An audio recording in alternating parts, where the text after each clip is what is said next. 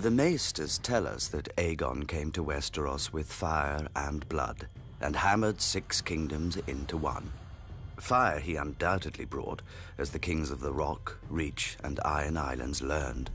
But blood has never been in short supply here, ever since the first man carried a crown into Westeros. This first king united his people against the children of the forest, and is supposedly buried in the north, a victim of a war he started. The first ruler of this land and the first to die on his throne, but not nearly the last. For thousands of years afterwards, 1,000 kings rose and fell, dying in their beds, in their battles, in their guards' and mistresses' arms. The age of heroes sounds pretty until you realize what makes a hero, killing the enemies of his king. And to a king, there is no greater enemy than other kings. The Starks and Boltons, the Gardeners and Storm Kings, the Ironborn and everyone else. Even the mighty Targaryens were not immune from shortened reigns.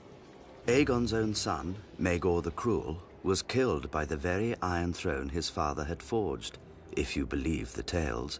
If you don't, then perhaps the Cruel is not a wise name for a king to earn. Daeron, first of his name, tried to finish his ancestors' work and bring Dawn into the fold. For his efforts, he lost 60,000 men and his own life of 18 years. During the Great Targaryen Civil War, known as the Dance of the Dragons, a king and queen each vied for the throne, dividing their house and its dragons against each other.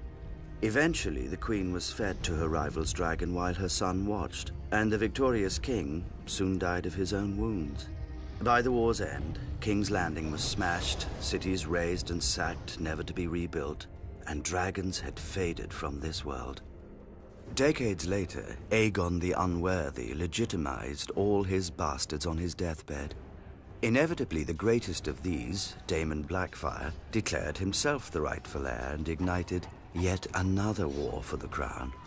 After much bloodshed, Daemon was killed by an alliance of his half-brothers on the Red Grass Field. All the same, his descendants continued to threaten the Targaryens until half a century later, when Barristan the Bold slew Maelys the Monstrous on the Stepstones, extinguishing Daemon's line.